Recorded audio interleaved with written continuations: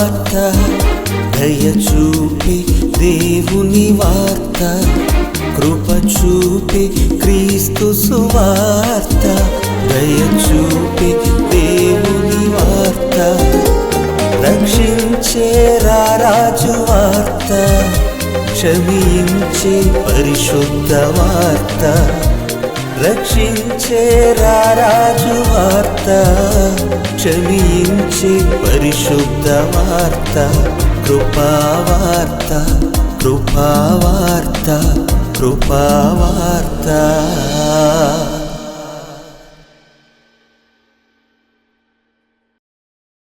కృపావార్త అనే ఈ కార్యక్రమానికి మీ అందరికీ నా హృదయపూర్వకమైన స్వాగతమును తెలియజేస్తున్నాను.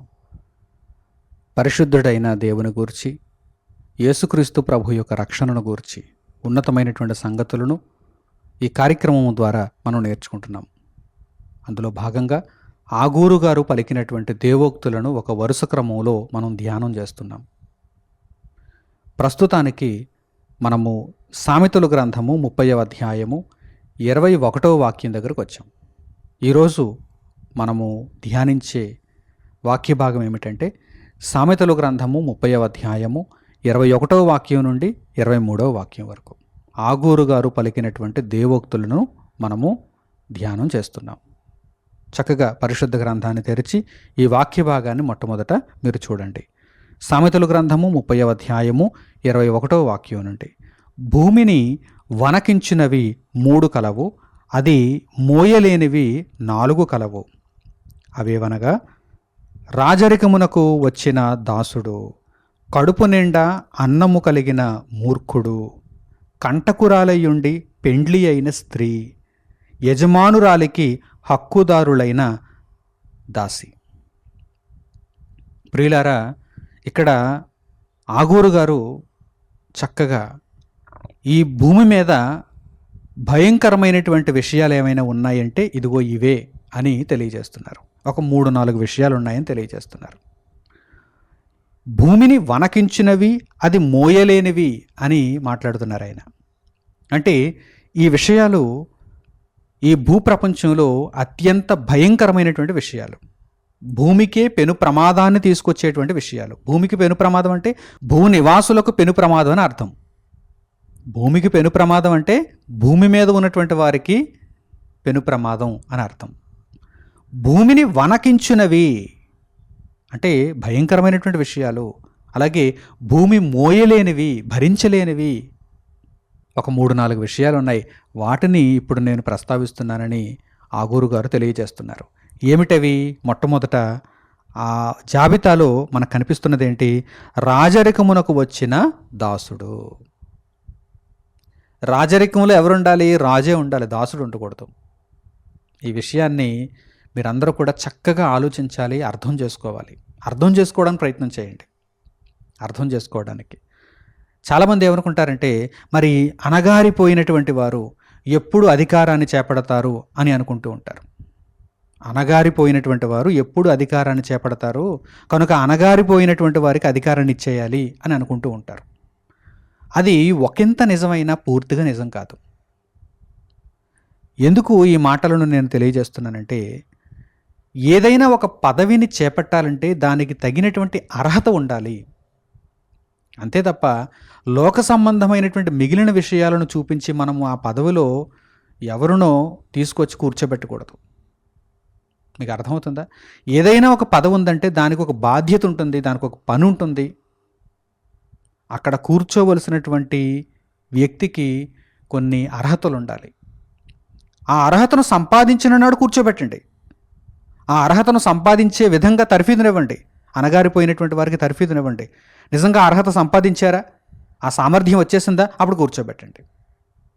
అయితే ఏదో మీరు ఎవరి మీదో జాలిని చూపించి ఒక దాసుని తీసుకుని వచ్చి మీరు రాజసింహాసనంపై కూర్చోబెడితే వాడు రాజరికాన్ని ఎలా చేయగలడు? భూమే వణికిపోతుంది. పెను ప్రమాదం వాటిల్లేటువంటి పరిస్థితి ఏర్పడుతుంది. ఈరోజు ప్రపంచ దేశాలలో చాలా చోట్ల ఈ భయంకరమైనటువంటి పరిస్థితి ఉంది. అధ్యక్షుల హోదాలో, ప్రధానుల హోదాలో, పెద్ద పెద్ద అధికారుల హోదాలో ఎందుకు పనికిరానటువంటి వారు కూర్చుంటున్నారు? ఎందుకు పనికిరానటువంటి వారు కూర్చుంటున్నారు? దాసులు, వారు దాసులు అంటే వారు ఎక్కడ ఉండాలి? దాస్యత్వంలోనే ఉండాలి. వారి యొక్క మైండ్ మంచిది కాదు. కిరాతకమైనటువంటి మైండ్ వారిది. అన్నీ దోచుకోవాలనేటువంటి మైండ్ వారిది. మంచి అర్హత ఉన్నవారు ఉన్నారా? మంచి అర్హత ఉన్నవారు ఉన్నారా? వారు పేదరికంలో ఉన్నటువంటి వారైనా సరే వారినైతే కూర్చోబెట్టండి. వారు దానికి అర్హులే, ఆ అర్హతను సంపాదించారు. కానీ అర్హత లేని వారికి రాజరికాన్ని ఇవ్వకూడదు. ఈ విషయాన్ని నేను నా సొంత మాటలతో చెప్పటం లేదు, దేవుడు వ్రాయించిన మాటలు, పరిశుద్ధాత్మ ప్రేరణతో ఆగూరు గారు పలుకుతున్నటువంటి మాటలు. అది భూమికే పెను ప్రమాదం అని తెలియజేశారు. అది భూమికే పెను ప్రమాదం. అప్పుడప్పుడు చూడండి, కొన్ని దేశాల అధ్యక్షులు, కొన్ని దేశాల రాజులు, కొన్ని దేశాల ప్రధానులు చాలా బలహీనమైనటువంటి నిర్ణయాలను తీసుకుంటారు. ఆవేశపూరితంగా ఆలోచిస్తూ ఉంటారు. అంటే వారు ఆ పదవిలో కూర్చోవటానికి అనర్హులన్నమాట. వారు దాసులుగా ఉండాలన్నమాట. దాసులు వచ్చి ఎక్కడ కూర్చున్నారు? ఆ సింహాసనం మీద కూర్చున్నారు. సింహాసనం మీద కూర్చున్నారు. నేను ఫలానా వ్యక్తి ఫలానా వ్యక్తి ఫలానా వ్యక్తి అని పేర్లు చెప్పను, కానీ మీరు ఆలోచిస్తే మీకు అర్థమవుతుంది. ప్రపంచ దేశాలలో చాలామంది ఇటువంటి వారు ఉన్నారు. దానివలన ఈరోజు భూమి నొప్పితో గిజగిజలాడుతుంది. భూనివాసులకే ప్రమాదం అది. ఒకవైపు పర్యావరణం పాడైపోతుంది, వారు తీసుకునే నిర్ణయాల వలన పర్యావరణం పాడైపోతుంది. ఈ వాతావరణం గాడి తప్పుతోంది, చూసారా? అలాగే భక్తిహీనత పెరిగిపోతుంది. భక్తిహీనత పెరిగిపోతుంది. మనుషులు అతి కిరాతకులుగా మారిపోతున్నారు. మనుషులు దేవునికి దూరం అయిపోతున్నారు. చెడుతనములో మనుషులు పెట్టరేగిపోతున్నారు. దీనికి కారణం రాచరికమునకు వచ్చినటువంటి దాసుడు. రాచరికమునకు వచ్చినటువంటి దాసుడు. అలాగే తరువాత ఆ జాబితాలో ఏమని రాయబడింది? ఎవరిని గురించి రాయబడింది? కడుపు నిండా అన్నము కలిగిన మూర్ఖుడు. అంటే వాడి దగ్గర విస్తారమైనటువంటి సంపద ఉంది, కానీ వాడు మూర్ఖుడు. మూర్ఖుని దగ్గర విస్తారమైనటువంటి సంపదను ఉంచకూడదు. ఉందంటే ప్రమాదం. కడుపు నిండా అన్నము కలిగిన మూర్ఖుడు ప్రమాదకారి. ఎవరికి ప్రమాదకారి? చుట్టూ ఉన్న వారికి అందరికీ ప్రమాదకారి. వాడి వలన భూమి నొప్పితో గిజగిజలాడుతుంది. కనుక ఒక దాసుడు రాచరికానికి రాకూడదు. అలాగే ఒక మూర్ఖుని దగ్గర విస్తారమైనటువంటి సొమ్ము ఉండకూడదు. కడుపు నిండా అన్నము కలిగినటువంటి మూర్ఖుడు, వాడు ఎలా ప్రవర్తిస్తాడో వాడికే తెలియదు. ఇందు విషయమై పరిశుద్ధ గ్రంథంలో వ్రాయబడినటువంటి కొన్ని అద్భుతమైనటువంటి వాక్య భాగాలను మనం పరిశీలన చేద్దాం. సామెతల గ్రంథంలోనే 19వ అధ్యాయము 10వ వాక్యాన్ని మీరు చూడండి. సామెతల గ్రంథము 19వ అధ్యాయము 10వ వాక్యం. భోగములను అనుభవించుట బుద్ధిహీనునికి తగదు. ఏదో మీరు జాలిపడి బుద్ధిహీనునికి భోగములను అనుభవించేటువంటి పరిస్థితినిచ్చారా? అది చాలా ప్రమాదం. జాలితో మీరు ఏదో చేస్తున్నారు, కానీ అది చాలా ప్రమాదం. వాడికి ఎంత ఉండాలో అంతే పెట్టాలి, ఎంత అవసరమో అంతే పెట్టాలి. అంతే తప్ప విస్తారమైనటువంటి ఆస్తిపాస్తులు వాడికి ఇచ్చారా? అది ప్రమాదం. అది భూమి మోయలేనంత ప్రమాదం. భూమి మోయలేనంత ప్రమాదం. చూడండి, వ్రాయబడిన మాటలను మీరు జాగ్రత్తగా ఆలోచించండి. భోగములను అనుభవించుట బుద్ధిహీనుడికి తగదు. ఏమంటే ఒక మంచివాడు ఉన్నాడు అనుకోండి, వాడిని ఎక్కడ కూర్చోబెట్టినా, వాడికి ఎన్ని సదుపాయాలు ఇచ్చినా, వాడికి ఎన్ని భోగములను చేరువ చేసినా మంచివాడు ఇప్పుడు కూడా చెడుగా ప్రవర్తించడు, దానిని దుర్వినియోగం చేయడు. మంచివాడి చేతికి 1 కోటి రూపాయలు ఇచ్చినా దుర్వినియోగం అవుతాం. కానీ ఒక బుద్ధిహీనుని చేతికి, ఒక మూర్ఖుని చేతికి 100 రూపాయలు ఇచ్చినా సరే అది ప్రమాదమే. అలాగని వాడు ఆకలితో చచ్చిపోతున్నప్పుడు అన్నం మెతుకులు పెట్టొద్దని చెప్పటం లేదు. కానీ విస్తారమైనటువంటి ఆస్తి ఒక బుద్ధిహీనుని దగ్గర ఉందా? అది ప్రమాదమే. ఈరోజు ఎంతమంది బుద్ధిహీనుల దగ్గర విస్తారమైన ఆస్తి ఉంది చెప్పండి? అందరూ బుద్ధిహీనులేనండి. నాకు తెలిసి చాలామంది బుద్ధిహీనుల దగ్గర, చాలామంది మూర్ఖుల దగ్గర విస్తారమైనటువంటి ఆస్తి ఉంది. దేవుని కొరకు బ్రతికేటువంటి వారి దగ్గర విస్తారమైన ఆస్తి లేదు. దేవుని కార్యక్రమాలను గొప్పగా చేసేటువంటి వారి దగ్గర విస్తారమైనటువంటి ఆస్తి లేదు, కానీ బుద్ధిహీనుల దగ్గర విస్తారమైన ఆస్తి ఉంది, మూర్ఖుల దగ్గర విస్తారమైన ఆస్తి ఉంది. అవును, అందుచేతనే ఈరోజు ఈ భూమి నొప్పితో గిజగిజలాడిపోతుంది, నొప్పితో గిజగిజలాడిపోతుంది. భూమి మోయలేనటువంటి వారుగా వారు మారిపోతున్నారు, భూమి భరించలేనటువంటి వారుగా వారు మారిపోతున్నారు. అనేక మంది జీవితాలు అస్తవ్యస్తం అయిపోతున్నాయి. కారణం ఇదిగో, బుద్ధిహీనుల దగ్గర విస్తారమైన ఆస్తుంది. ఇదిగో వ్రాయబడిన మాటలు చూడండి. భోగములను అనుభవించుట బుద్ధిహీనునికి తగదు, రాజుల నేలుట దాసునికి బొత్తిగా తగదు. దాసుడు వచ్చి సింహాసనం మీద కూర్చుంటే మరి క్రింద ఎవరుంటారు? రాజులు ఉంటారు, క్రింద జ్ఞానులు ఉంటారు. మరి ఆ బుద్ధిహీనుడు ఎలా పరిపాలన చేస్తాడు? అతి దారుణంగా పరిపాలన చేస్తాడు. దాని వలన దేశాలు పాడైపోతున్నాయి, దాని వలన ప్రపంచం మొత్తంగా పాడైపోతుంది. చూడండి, ఇవి వ్రాయబడిన మాటలండి, సమాజానికి శ్రేయస్కరముగా ముందుగా తెలియచేయబడినటువంటి మాటలండి. లోకమంతా ఇదిగో వచ్చి చేతులు కట్టుకుని నేర్చుకోవలసినటువంటి జ్ఞానం అండి ఇది. ఎటువంటి వారు రాజ్యాన్ని ఏలుతున్నారు? దాసులు. రాజుల నేలుట దాసునికి బొత్తిగా తగదు. దాసునికి అంత క్వాలిఫికేషన్ లేదు, అంత అర్హత లేదు, వాడు సరిగ్గా ఆలోచించలేడు. వాడి యొక్క బుద్ధి అంతా కూడా ఎప్పుడు దాస్యత్వం మీదే ఉంటుంది, ఆ చిన్న చిన్న విషయాల మీదే ఉంటుంది. కనుక మీరు ఏదో ఒక జాలి పడిపోయి వాడిని తీసుకొచ్చి సింహాసనం మీద కూర్చోబెట్టారా, వాడు మరలా అదే చిన్న చూపు, అదే తప్పుడు ఆలోచన. అందుచేతనే తెలుగులో ఒక పద్యం కూడా ఉంటుంది, కనకపు సింహాసనము మీద సునకమును కూర్చోబెట్టకూడదు. కనకపు సింహాసనము మీద సునకమును కూర్చోబెట్టకూడదు. దాని బుద్ధిని పోనిచ్చుకోదు, దాని బుద్ధిని అది పోనిచ్చుకోదు. కనుక సునకము ఎక్కడ ఉండాలో అక్కడే ఉండాలి. కనకపు సింహాసనము మీద ఎవరు కూర్చోవాలో వారే కూర్చోవాలి. అప్పుడు భూమి చక్కగా ఉంటుంది, అప్పుడు భూ నివాసులకు నెమ్మది ఉంటుంది, శాంతి ఉంటుంది. కానీ కనకపు సింహాసనము మీద సునకం వచ్చి కూర్చుందా, అంతే సంగతులు. కనుక ఈ విషయాన్ని మీరు ప్రతి సందర్భంలోనూ జ్ఞాపకం చేసుకుంటూ ఉండాలి. అలాగని ఒకవేళ ఆ అర్హతను సంపాదించారా, కనకపు సింహాసనము మీద కూర్చుండదగినటువంటి అర్హతను ఒక దాసుడు సంపాదించాడా, అప్పుడు అతడు దాసుడు ఎలా అవుతాడు? దాస్యపు బుద్ధి అతనులో ఎలా ఉంటుంది? రాచరికపు బుద్ధి వస్తుంది. అప్పుడు రాచరికం అతడు చేయడానికి అర్హుడిగా మారతాడు.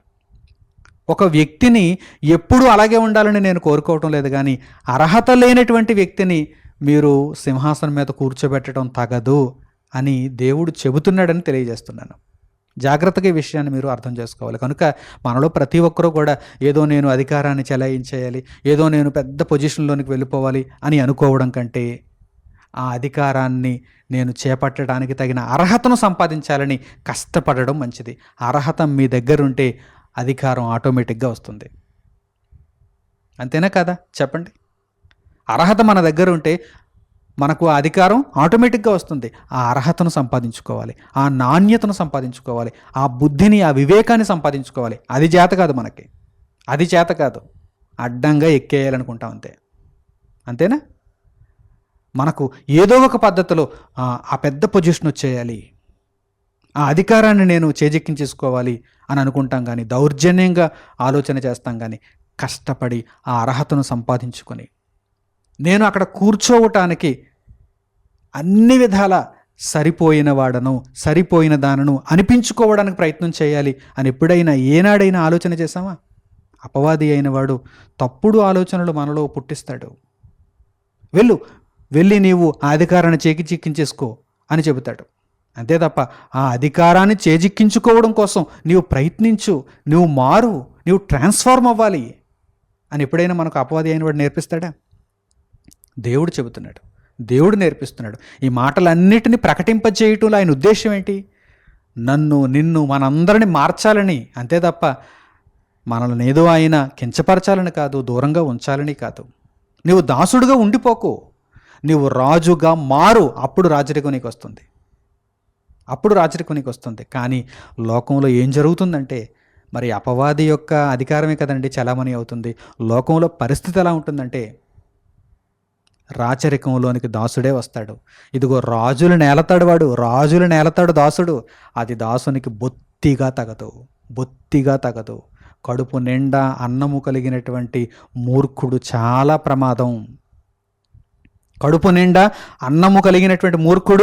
ప్రమాదం. రాచరికమునకు వచ్చినటువంటి దాసుడు చాలా ప్రమాదం. భూమి భరించలేని సంగతులివి. అలాగే ప్రసంగి గ్రంథము 10వ అధ్యాయము 5వ వాక్యం నుండి కూడా చూడండి. ప్రసంగి గ్రంథము 10వ అధ్యాయము 5వ వాక్యం నుండి గమనించండి. పొరపాటున అధిపతి చేత జరుగు దుష్కార్యం ఒకటి నేను చూచితిని. పొరపాటున జరిగిపోయింది ఒక దుష్కార్యము, దానిని నేను గమనించాను అని ప్రసంగి తెలియజేస్తున్నాడు. ఏమనగా బుద్ధిహీనులు గొప్ప ఉద్యోగములలో ఉంచబడుటయు. ఆ పొరపాటు ఏంటి? పొరపాటు ఏం జరిగిపోయింది చూడండి. అది మంచి కార్యం కాదు, అది భూమికి శ్రేయస్కరం కాదు, భూ నివాసులకు అది లాభాన్ని ఇచ్చేది కాదు, మేలు చేసేది కాదు. అది పొరపాటును జరిగిపోయింది, అది దుష్కార్యం. ఏమిటది చూడండి. బుద్ధిహీనులు గొప్ప ఉద్యోగములలో ఉంచబడుటయు, ఘనులు క్రింద కూర్చుండుటయు. బుద్ధిహీనులు కుర్చీల మీద కూర్చుంటే, బుద్ధిహీనులు వచ్చి కుర్చీలన్నీ ఆక్యుపై చేసేస్తే మరి బుద్ధిమంతులు ఎక్కడుండాలి? కిందే కూర్చుంటారు. జ్ఞానులు ఎక్కడుండాలి? క్రిందే కూర్చుంటారు. మరి వారికి ప్లేస్ లేదు. చూడండి, బుద్ధిహీనులు గొప్ప ఉద్యోగములలో ఉంచబడుటయు, ఘనులు క్రింద కూర్చుండుటయు. ఇది పొరపాటున జరిగిపోయింది. ఆ తర్వాత పనివారు గుర్రముల మీద కూర్చుండుటయు, అధిపతులు సేవకుల వలె నేలను నడుచుటయు నాకు అగపడెను. ఎంత దారుణం! పనివారేమో గుర్రాల మీద కూర్చున్నారు. పని చేయవలసిన పనివారు గుర్రాల మీద కూర్చుని హాయిగా నడుచుకుంటున్నారు. మరి గొప్పవారు అధిపతులు సేవకుల వలె నేలను నడుచుట నాకు అగపడను. ఇదంతా కూడా పొరపాటును జరిగిపోయింది. ఒక అధికారి దీనిని అంతటినీ కూడా పొరపాటును జరిగించేశాడు. ఈ విషయాన్ని ప్రసంగి గారు ఇక్కడ మాట్లాడుతున్నారు. కనుక ప్రియులారా, ఇది భూమికి ఏమాత్రం కూడా శ్రేయస్కరము కాదు. ఒకవేళ మనం అనుకుంటాం, ఒకవేళ మనకు అనిపించవచ్చు, ఇదిగో ఈ రోడ్డు మీద కూర్చున్నటువంటి వారు సింహాసనం ఎక్కితే బాగుండు కదా అని మనకు అనిపిస్తుంది. వారి మీద జాలితో, వారి బ్రతుకులు ఎప్పుడు ఇలాగే ఉండాలా, వారు సింహాసనం మీద కూర్చుంటే బాగుండు కదా, ఆధిపత్యాన్ని చలాయిస్తే బాగుండు కదా అని మనం అనుకుంటాం. కానీ అలా అనుకునే దానికంటే ఏమనుకోవాలో తెలుసా? ఇక్కడ ఉన్నటువంటి వారు అక్కడ కూర్చోవటానికి తగిన అర్హత సంపాదిస్తే బాగుండు కదా, అలా అనుకోవాలి. వీరందరూ కూడా జ్ఞానాన్ని నేర్చుకుంటే బాగుండు కదా, వీరందరూ కూడా గొప్పగా విద్యా సాధనను చేస్తే బాగుండు కదా, వీరి యొక్క హృదయాలు తెరువబడితే బాగుండు కదా, వీరు అక్కడ కూర్చొని పరిపాలన చేయటానికి తగినటువంటి అర్హతను సంపాదిస్తే బాగుండు కదా అని మనం అనుకోవాలి. ఈ లోకం అలా అనుకోదు. పైపైన సంగతులను చూస్తుంది, పైపైన విషయాలను చూస్తుంది. వీరిని తీసుకొచ్చి అక్కడ కూర్చోబెట్టేయాలి అంతే. వీరిని తీసుకొచ్చి ఉన్నపాటున అక్కడ కూర్చోబెట్టేస్తే, ఏదో ఒక పద్ధతి ద్వారా వీరిని తీసుకొచ్చి అక్కడ కూర్చోబెట్టేస్తే వీరు తర్వాత పరిపాలన ఎలా చేస్తారు? అక్కడ కూర్చొని అలా చూడటం కాదు కదా, గుడ్లప్పగించి చూడటం కాదు కదా. అక్కడ కూర్చున్నామంటే, ఆ అధికారి హోదాలో కూర్చున్నామంటే, ఒక పెద్ద ఉద్యోగంలో కూర్చున్నామంటే మనం ఏం చేయాలి? ఆ కుర్చీకి ఒక బాధ్యత ఉంటుంది, ఆ పదవికి ఒక బాధ్యత ఉంటుంది. దానిని మనం నెరవేర్చాలంటే మరి తగిన అర్హత ఉండాలి కదా. అర్హత లేకుండా ఒకడు అక్కడికి వచ్చి కూర్చున్నాడు, ఆ బాధ్యతను సరిగ్గా నిర్వర్తించలేకపోతున్నాడు. కనుక భూమికి ఏం జరుగుతోంది? నష్టం జరుగుతోంది. తీసుకోకూడని నిర్ణయాలు తీసుకుంటున్నారు. అందువలన అనేకులు ఇబ్బందులకు గురవుతున్నారు. నా ప్రియులైన సహోదరి సహోదరులారా, ఆగూరు గారు పలికినటువంటి ఈ మాటలలో ఇక్కడ ఆగూరు గారు 4 విషయాలను తెలియజేశారు. మొదటి 2 విషయాలు ఒకే కోవకు సంబంధించినవి, ఆ తరువాత 2 విషయాలు మరో కోవకు సంబంధించినవి. మొదటి 2 విషయాలను ఇప్పటి వరకు మనము ఆలోచన చేసాం. ఏమిటవి? రాచరికమునకు వచ్చినటువంటి దాసుడు భూమికి ప్రమాదం, భూనివాసులకు ప్రమాదం. అలాగే కడుపు నిండా అన్నము కలిగినటువంటి మూర్ఖుడు కూడా భూమికి ప్రమాదం. భూమి భరించలేదు, భూమి మోయలేదు, భూమి వణికిపోతుంది ఇటువంటి వారిని చూచి. ఇటువంటి వారు ఆ పరిస్థితుల్లో ఉండటం వలన భూమికి వనకే అన్నారు ఆగూరు గారు. ఇక తరువాతి 2 విషయాలు ఉన్నాయి, వాటి చెంతకు మనం వెళదాం. సామెతల గ్రంథము 30వ అధ్యాయము 21వ వాక్యం నుండి మనము ధ్యానం చేస్తున్నాం. అందులో ఆగూరు గారు పలికినటువంటి తరువాత 2 విషయాలను ఇప్పుడు మనం చూద్దాం. సామెతల గ్రంథము 30వ అధ్యాయము 23వ వాక్యాన్ని మీరు చూడండి. సామెతల గ్రంథము 30వ అధ్యాయము 23వ వాక్యం. కంటకురాలయ్యుండి పెండ్లి అయిన స్త్రీ, ముఖ్యంగా ఆడవారు కంటకురాలయ్యుండి పెండ్లి అయిన స్త్రీ. మొదటి 2 విషయాలు ముఖ్యంగా మగవారిని గురించి, అంటే అందులో ఆడవారు ఉండరని కాదు, అందులోనూ ఉంటారు. అలాగే ఇక్కడ కూడా మగవారు ఉండరని కాదు, ఉంటారు. కానీ ముఖ్యంగా మెజారిటీ వీరే ఉంటారు. తర్వాత చెప్పినటువంటి 2 విషయాలను ముఖ్యంగా స్త్రీలు ఉంటారు. చూడండి, కంటకురాలయ్యుండి పెండ్లి అయిన స్త్రీ, తర్వాత యజమానురాలికి హక్కుదారులైన దాసి. ఆగూరు గారు తరువాత పలికినటువంటి 2 విషయాలలో మొదటిదేంటి? కంటకురాలయ్యుండి పెండ్లి అయిన స్త్రీ. పెండ్లి అయినటువంటి స్త్రీలు ఎలా ఉండాలి? తమ యజమానులకు కిరీటంలా ఉండాలి. అంతే తప్ప సిగ్గు తెచ్చేవారుగా ఉండకూడదు. కొంతమంది ఎంత దారుణంగా ప్రవర్తిస్తారంటే, నిజంగా పెండ్లి చేసుకున్నటువంటి ఆ భర్త ఆమెను విడిచి దూరంగా ఎక్కడికైనా పారిపోవాలి, ప్రశాంతంగా ఎక్కడికైనా ఒక అరణ్యంలోనికి పారిపోవాలి అని అనుకునేలా చేసేస్తారు. భర్త ఉదయం వెళ్ళిపోతాడు పనికి, రెక్కలు ముక్కలు చేసుకుని రోజంతా కష్టపడి సాయంత్రానికి ఇంటికి చేరతాడు. ఇంటికి వచ్చిన తర్వాత ఏదో సంతోషంగా కుటుంబంతో కలిసి ఆనందించి కాసేపు విశ్రాంతి తీసుకుని మరలా ఉదయం పనికి వెళ్ళిపోవాలని అతడు ఆలోచిస్తాడు. కానీ ఇంటికి రాగానే మొదలు పెడుతుంది షంటింగ్. చాలా కుటుంబాలలో ఇది ఒక పెను ప్రమాదం. కుటుంబాలు విచ్ఛిన్నమైపోవడానికి ఇది ఒకానొక ప్రధానమైనటువంటి కారణం. విడాకులు తీసుకుంటున్నటువంటి వారందరూ కూడా ఈ కారణాన్ని ప్రధానంగా చూపిస్తారు. కంటకురాలైనటువంటి స్త్రీ, పెండ్లి అయినటువంటి స్త్రీ, కంటకురాలైనటువంటి స్త్రీ, ఇటువంటి వారికి పెండ్లి కాకుండా ఉండడం మంచిది. ఎందుకంటే వీరు ఎందరో జీవితాలను పాడు చేస్తున్నారు, ఎన్నో కుటుంబాలను విచ్ఛిన్నం చేస్తున్నారు, ఎందరికో మనశ్శాంతి లేకుండా చేస్తున్నారు.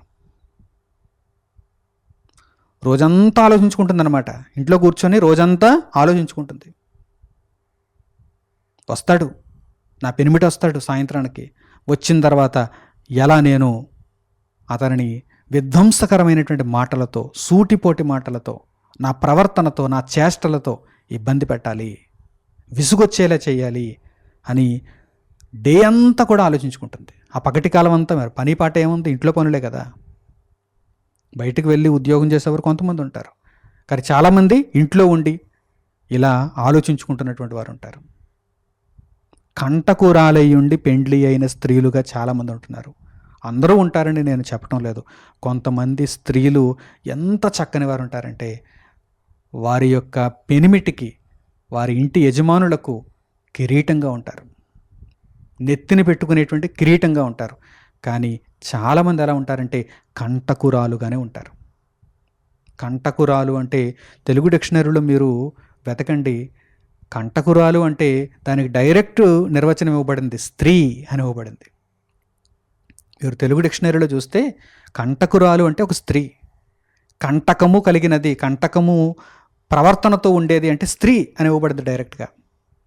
అలాగే కంటకము అంటే మరో అర్థం జగడము, రగడ.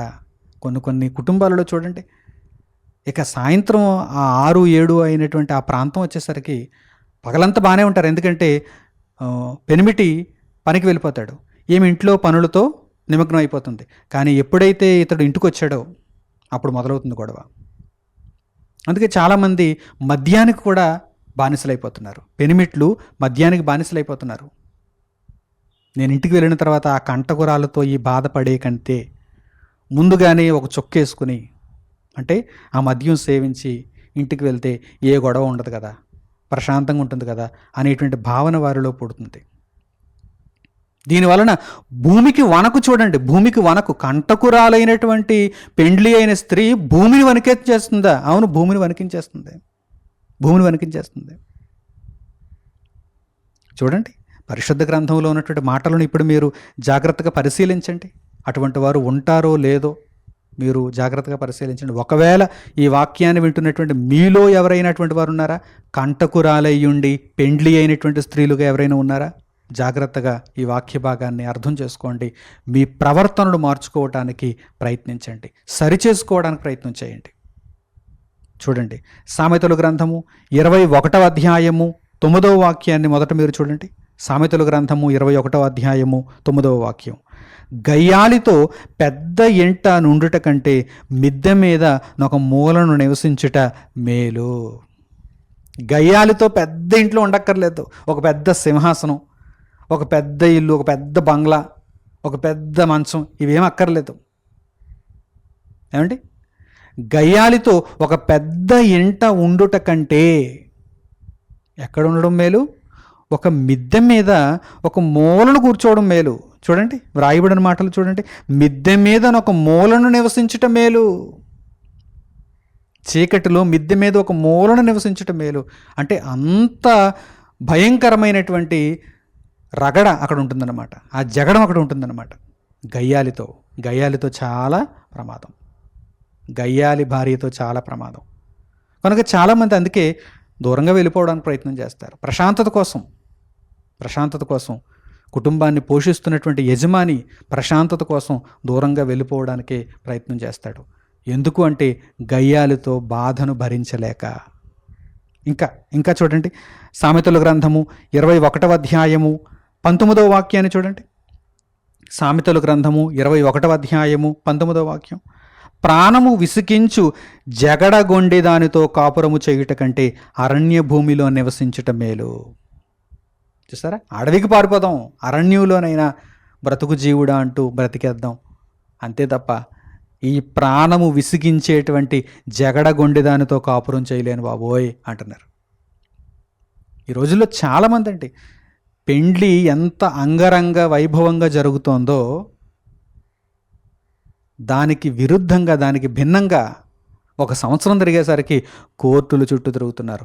బాబోయ్ మాకు వద్దు అంటున్నారు. ఈ వివాహ వ్యవస్థ మాకొద్దు, మేము కలిసి ఉండలేము. ఇటు స్త్రీలైనా అటు పురుషులైనా.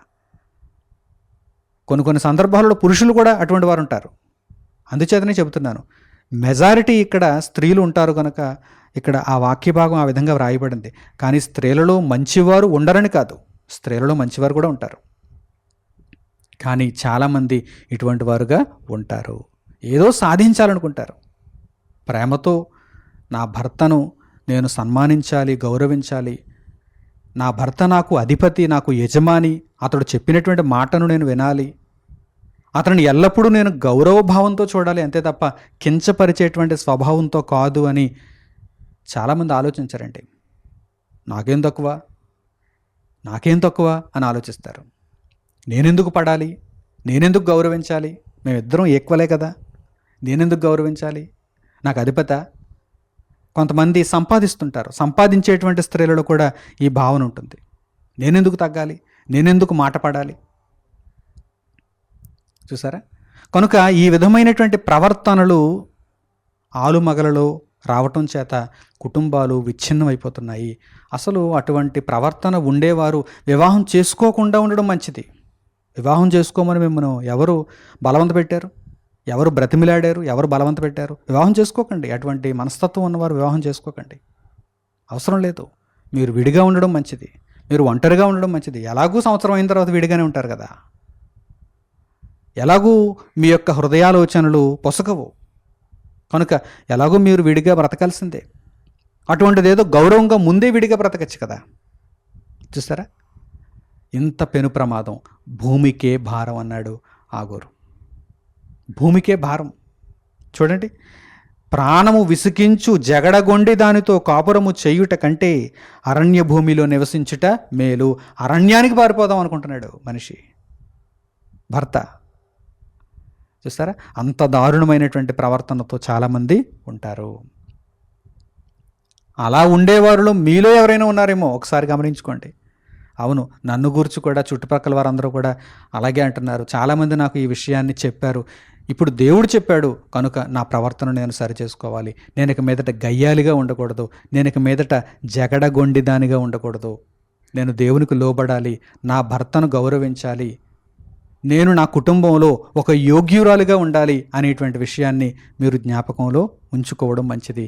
అది మీకు జ్ఞానాన్ని నేర్పించేటువంటి విషయం, మిమ్మును మంచి మార్గంలో నడిపించేటువంటి విషయం. స్వీకరిస్తే మంచిది, స్వీకరించకపోతే మీకే అది నష్టమని దేవుడు తెలియజేస్తున్నాడు.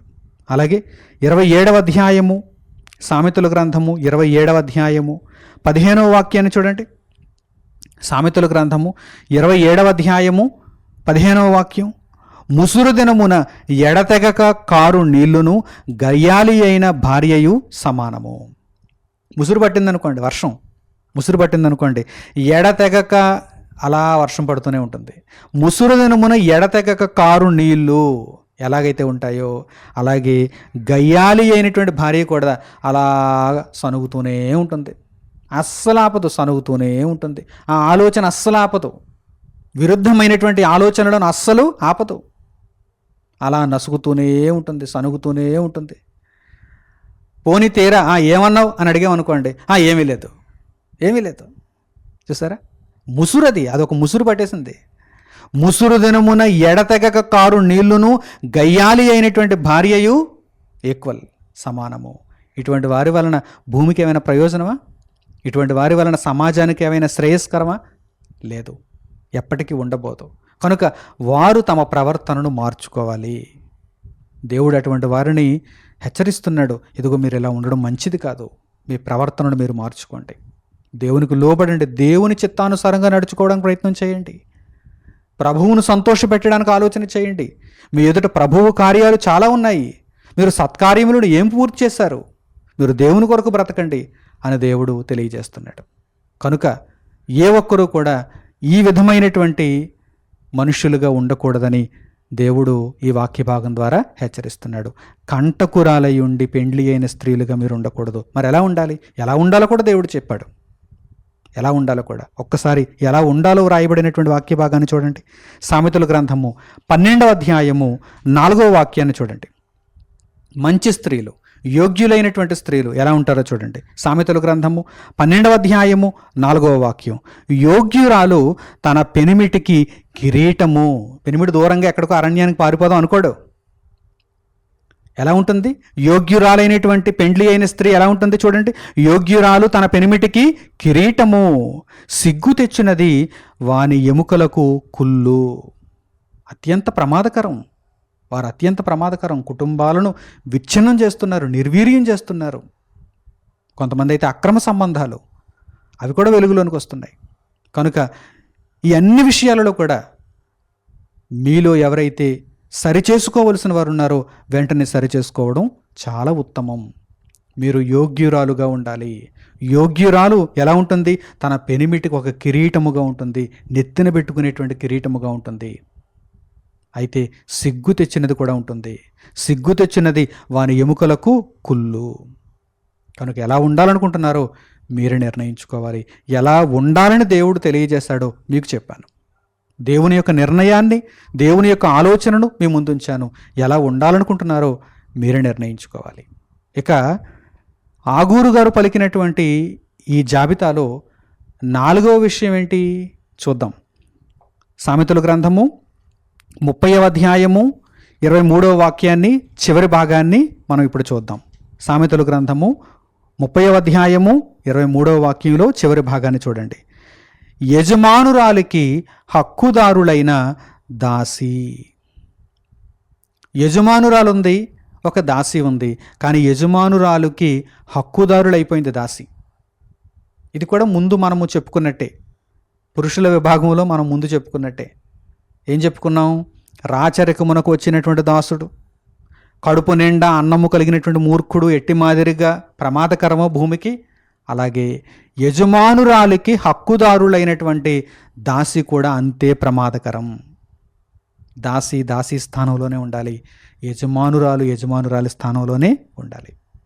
అంతే తప్ప దాసిని తీసుకుని వచ్చి అర్హత లేకపోయినా మనము యజమానురాలి యొక్క హోదాలో కూర్చోబెట్టామా, అది ప్రపంచానికి పెనుముప్పు. ఎలాగో తెలుసుకుందరు కానీ ఇప్పుడు ఏమండి, ఒక దాసిని తీసుకుని వచ్చి యజమానురాలి స్థానంలో కూర్చోబెడితే ప్రపంచానికి ముప్ప, భూమికి అది భరించలేని విషయమా? ఎలా అండి? చూడండి, బైబిల్లో ఉంది, పరిశుద్ధ గ్రంథంలో ఉంది ఈ విషయం. మీరు నేర్చుకోవాలి. ఆదికాండము with example, with live example, జరిగినటువంటి యథార్థమైనటువంటి సంఘటన ద్వారా దేవుడు మనకు వివరిస్తున్నాడు.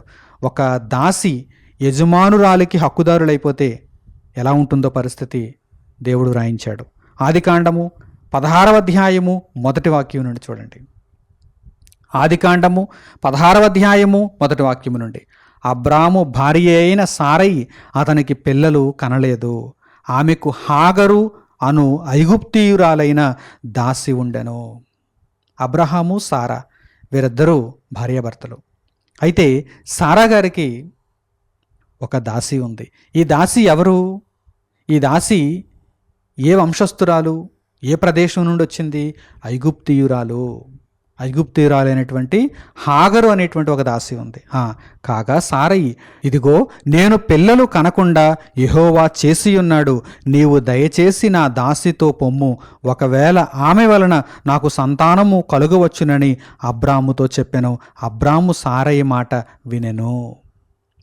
సారయి ఏమనుకుందంటే, నాకు ఎలాగూ పిల్లలు లేరు, దేవుడు నాకు ఇంకా ఎప్పటికీ పిల్లలు ఇవ్వడేమో, అబ్రహాము నీవు ఇదిగో నా దాసి అయినటువంటి హాగరును పెళ్లి చేసుకో అంటే యజమానురాలి స్థానంలోనికి దాసిని తీసుకొచ్చి కూర్చోబెడుతుంది. ఈ హాగరును నీవు వివాహమాడు. ఈ హాగరు వలన పుట్టినటువంటి పిల్లలు నాకు పిల్లలు అవుతారు కదా అనుకుంది. సారా ఏమనుకుంది? ఈ హాగరు వలన పుట్టినటువంటి పిల్లలు నాకు పిల్లలు అవుతారు కదా అనుకుంది. కాబట్టి అబ్రాము కనాను దేశములో 10 ఏండ్లు కాపురమున్న తరువాత అబ్రాము భార్య అయిన సారయి తన దాసి అయిన హాగరను ఐగుప్తీయురాలిని తీసుకొని తన పెనిమిటి అయిన అబ్రామునకు భార్యగా ఉండునట్లు అతనికిచ్చెను. అతడు హాగరుతో పోయినప్పుడు అది గర్భవతి అయ్యెను. అది తాను గర్భవతి నైతినని తెలుసుకున్నప్పుడు, ఎప్పుడైతే తాను కన్సీవ్ అయ్యానని తెలుసుకుందో, హాగరు నేను గర్భవతిని, దేవుడు నాకు సంతానాన్ని ఇస్తున్నాడు అని తెలుసుకుందో, దాని యజమానురాలు దాని దృష్టికి నీచమైనదాయను. వెంటనే సారయిని నీచముగా చూడడం ప్రారంభించింది. అసలు సారయే కదా హాగరును ఆ స్థానంలో కూర్చోబెట్టింది, యజమానురాలి స్థానంలో కూర్చోబెట్టింది. ఇప్పుడు హాగరు దృష్టికి సారయి ఏమైపోయింది? నీచురాలైపోయింది. అందువలన సారయ్య గారు తట్టుకోలేకపోయారండి.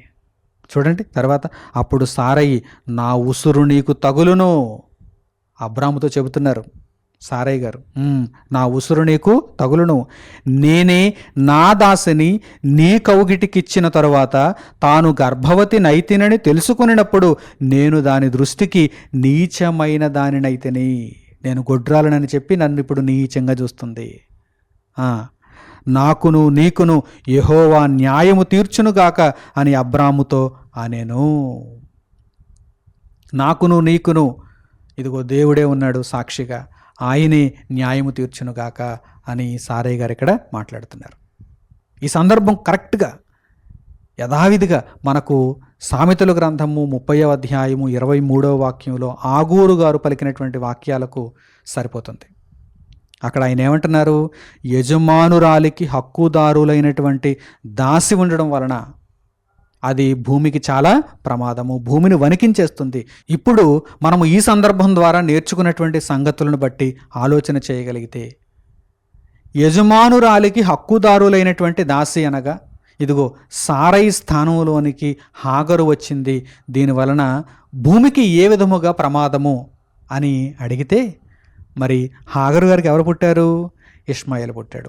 ఇష్మాయేలు సంతానముగా ఎవరు కనిపిస్తున్నారు ఇప్పుడు ప్రపంచంలో? ఇష్మాయేలు సంతానముగా ప్రపంచంలో ఎవరు కనిపిస్తున్నారు? మహమ్మదీయులు కనిపిస్తున్నారు, ఇస్లాం వారు కనిపిస్తున్నారు.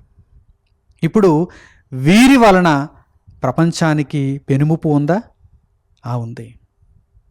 అంటే వీరి వలన పెనుముప్పు ఎలా ఉంది? వీరిలో కొంతమంది బయలుదేరిపోయారు.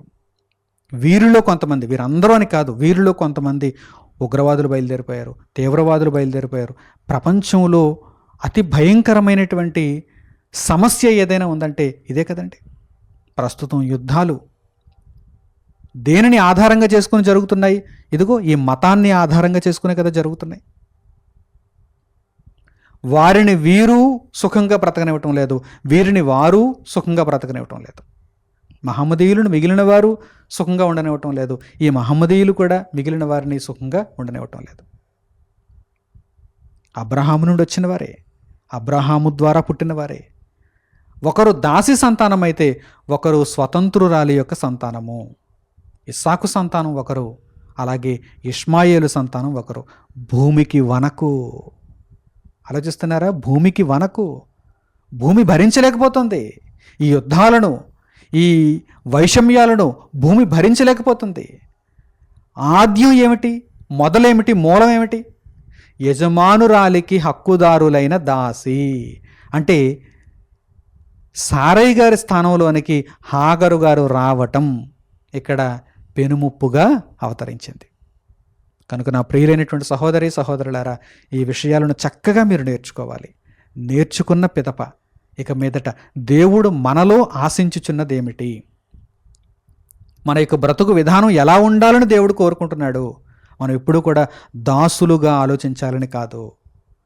మనము నిజముగా నిత్యత్వంలో దేవుడు మనకు అనుగ్రహించే సింహాసనాన్ని అధిరోహించాలంటే పరిశుద్ధతను సంపాదించుకుందాం, యథార్థతను సంపాదించుకుందాం. యేసుక్రీస్తు ప్రభువు ద్వారా ఆ అర్హతలన్నింటిని మనం సంపాదించుకుందాం.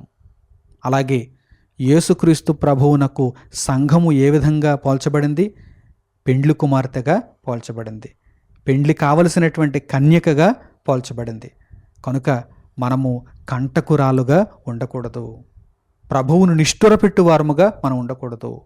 మన ప్రవర్తన అంతా కూడా ప్రభువును సంతోషపెట్టేదిగా ఉండాలి. ప్రభువు కార్యములు యందు ఆసక్తి కలిగిన వారముగా మనం ఉండాలి. ఈ ఆత్మ సంబంధమైనటువంటి సంగతులను మనం తెలుసుకోవాలి. మనము యజమానురాలికి హక్కుదారులైనటువంటి దాసులుగా ఉండకూడదు. మనము నిజముగా స్వతంత్రురాలి కుమారులముగా ఉండాలి. మనము స్వతంత్రురాలి కుమారులముగా జీవిస్తే, అనగా క్రీస్తు మార్గములో మనము కొనసాగితే, మనం ఎవరిమైనా సరే, ఎవరికి పుట్టిన వారమైనా సరే, ఇప్పుడు ఏ భేదం లేదు కదా, యూదుడని లేదు, గ్రీసు దేశస్థుడని లేదు, పురుషుడని లేదు, స్త్రీ అని లేదు, దాసుడని లేదు, స్వతంత్రుడని లేదు. మీరు మహమ్మదీయులైనా, మీరు ఇతరులకు సంబంధించిన వారైనా, అనగా మీరు యూదులైనా, ఇశ్రాయేలీయులైనా, మీరు హాగరు సంతానమైనా, లేక అన్యజాతుల వారైనా, ఎవరైనా సరే క్రీస్తునందు విశ్వాసం ఉంచిన వారైతే అబ్రహాము సంతానముగా మారడానికి దేవుడు అవకాశాన్ని ఇచ్చాడు. అప్పుడు మనం వారసులమైపోతాం. మనము కుమారులమైతే వారసులమైపోతాం. వారసులమై నిత్యత్వాన్ని సంపాదించుకోవాలి. కానీ మనము దాసులుగానే బ్రతుకుతూ లోకాశలలో మనము జీవిస్తూ మనకు నిత్యత్వపు సింహాసనం కావాలి అంటే దేవుడు ఇవ్వడు అనే సంగతిని ఇక్కడ మనము అర్థం చేసుకోవాలి. కనుక ప్రియులారా, ఆగూరు గారు పలికినటువంటి మాటల ద్వారా దేవుడు మనకు అనుగ్రహించినటువంటి విశేషమైనటువంటి జ్ఞానమును మీరు సంపాదించుకున్నారని, ఇక మీదట మీ యొక్క జీవిత విధానాన్ని దేవుని యొక్క ఆలోచనలకు తగినట్టుగా మలచుకుంటారని, క్రీస్తు మార్గంలో మీరు నడుచుకుంటారని హృదయపూర్వకంగా కోరుకుంటూ ఈ సందేశమును ఇంతటితో నేను ముగిస్తున్నాను. తండ్రి అయిన దేవునికి ప్రార్థనలో ఏకీభవించండి. పరలోకమందున్న మా కన్న తండ్రి, ఉన్నతమైనటువంటి సంగతులను మీరు మాకు నేర్పించారు. మీ మాటలను పెడచెవిన పెట్టకుండా మీ ఆలోచన ప్రకారము నడుచుకునే భాగ్యమును మాకు దయచేయండి. యేసుక్రీస్తు ప్రభువు ద్వారా అబ్రహాము సంతానముగా మేము మారి మీ చిత్తాన్ని నెరవేర్చుచు మా తుది శ్వాస వరకు వాక్యమును గొప్పగా వెంబడించే భాగ్యమును మాకెమ్మని మిమ్మల్ని కోరుకుంటూ, నిత్యత్వములో మీరు మాకు అనుగ్రహించబోయేటువంటి గొప్ప సింహాసనమును, నీతి కిరీటమును పొందగలుగుటకు పూర్తి అర్హతను ప్రభువైన యేసుక్రీస్తు వారి ద్వారా ఈ జీవిత కాలంలో మేము పొందగలుగుటకు మమ్మల్ని దీవించమని మిమ్మల్ని కోరుకుంటూ, మా ప్రార్థన మనవులన్నింటినీ మా ప్రభువును మా రక్షకుడునైన యేసుక్రీస్తు వారి పేరిట మిమ్మల్ని వేడుకొనుచున్నాము తండ్రి. ఆమేన్. అందరికీ వందనములు. సెలవు.